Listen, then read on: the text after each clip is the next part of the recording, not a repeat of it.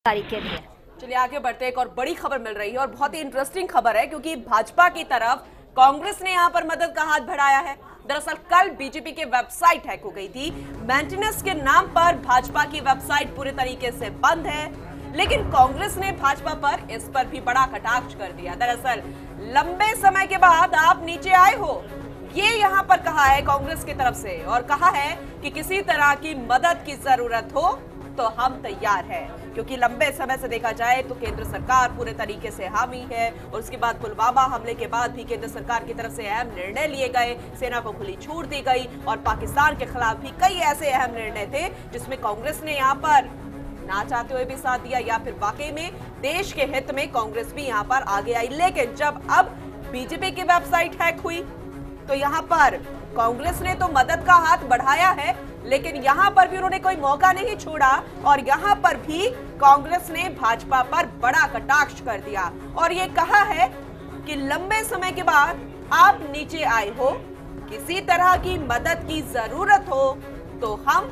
तैयार हैं। बाकायदा ये ट्वीट के जरिए भी कहा गया है। अब तरह तरह के कमेंट्स इस पे आ रहे हैं, चाहे वो भाजपा के कार्यकर्ता हो, भाजपा के समर्थक हो, या फिर कांग्रेस के समर्थक हो, या फिर उनके तमाम कार्यकर्ता हो। लेकिन कुछ भी हो, यहाँ पर कांग्रेस ने मदद का हाथ तो दिया है, चाहे कटाक्ष किया हो, लेकिन ये साफ उन्होंने कर दिया है कि बहुत दिनों के बाद आप नीचे आए हो। या फिर उनके कहने का मतलब ये था कि अब क्योंकि काफी वक्त हो गया है, कल यहाँ पर बीजेपी की वेबसाइट हैक हुई थी और मेंटेनेंस अभी भी किया जा रहा है, और अभी भी ये वेबसाइट शुरू नहीं हुई है, यानी कि वक्त इस पर लग रहा है। तो कांग्रेस की तरफ से यहाँ पर कहा गया है कि उनके पास सॉल्यूशन है। मेंटेनेंस के नाम पर उन्होंने कहा है कि अगर हमारी किसी तरह की जरूरत हो तो हम तैयार हैं, बस आपको यहाँ पर हमसे मदद की गुहार करनी होगी, क्योंकि बहुत दिनों के बाद हमें भी मौका मिला है, बहुत दिनों के बाद आप भी हमारे नीचे आए हो, और ऐसे में हम तैयार हैं। चलिए ज्यादा जानकारी ले लेते हैं। मेरे सहयोगी नरेश शर्मा हमारे साथ जुड़ गए हैं। नरेश, फिलहाल अभी ये बताइए, क्या वेबसाइट पर अभी भी मेंटेनेंस के नाम पर बंद आ रहा है, या फिर अभी कुछ शुरू हो पाई है वेबसाइट? कोई उम्मीद है कब से शुरू होगी? और उस पर जो कांग्रेस ने कटाक्ष किया है, किस तरीके का रिएक्शन? बिल्कुल, देखिए अभी तक जो भारतीय जनता पार्टी की जो वेबसाइट है केंद्र की, वो अभी तक बंद है, चालू नहीं हो पाई है। कल से ही मेंटेनेंस के नाम से उसको बंद कर रखा है।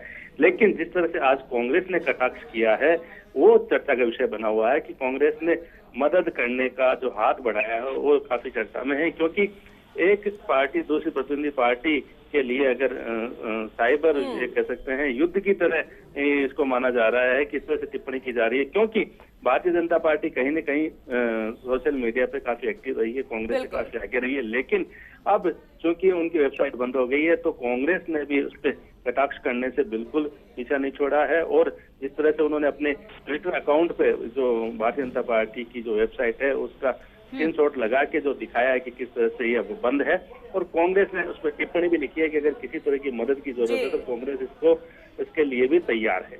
नरेश, तो क्या समझा जाए जिस तरह से कांग्रेस ने यहाँ पे भाजपा के लिए जो हाथ कदम बढ़ाए हैं, उसके क्या मायने समझे जाए इसमें? देखिए, मायने सीधा से ये कि कटाक्ष है, क्योंकि जिस तरह से अब तक भारतीय जनता पार्टी है वो इंटरनेट के माध्यम से, कह सकते सोशल मीडिया के माध्यम से काफी आगे रही है कांग्रेस से, लेकिन अब पहली बार कांग्रेस को मौका मिला है उन पे इस तरह की टिप्पणी करने का। आपके कहने का मतलब ये है कि कांग्रेस ने भी मान लिया है कि बहुत लंबे समय से उन्हें मौका ही नहीं मिल रहा था। नरेश जी जी जी जी बिल्कुल। देखिए, ये जो क्योंकि लोकसभा चुनाव होने हैं और एक दूसरे पे टिक्का टिप्पणी का दौर है वो लगातार जारी रहेगा, और एक मौका कांग्रेस के हाथ आया है इस बीच में कि उनको इस तरह से एक प्रहार करने का जो मौका उनको मिला, और उसमें बिल्कुल नहीं चुके हैं। और कांग्रेस की जो ट्विटर अकाउंट है उस पर भी इस तरह की जो चर्चा है, उसके बाद जो लोगों की रिएक्शन आती है उनके बारे में भी देखा जा सकता है कि रोचक जो रिएक्शन है वो लोगों की। बिल्कुल बिल्कुल। चलिए आगे भी आपसे जानकारी लेते रहेंगे पूरे मामले को लेकर। फिलहाल के लिए बहुत बहुत शुक्रिया नरेश, तमाम अपडेट के लिए।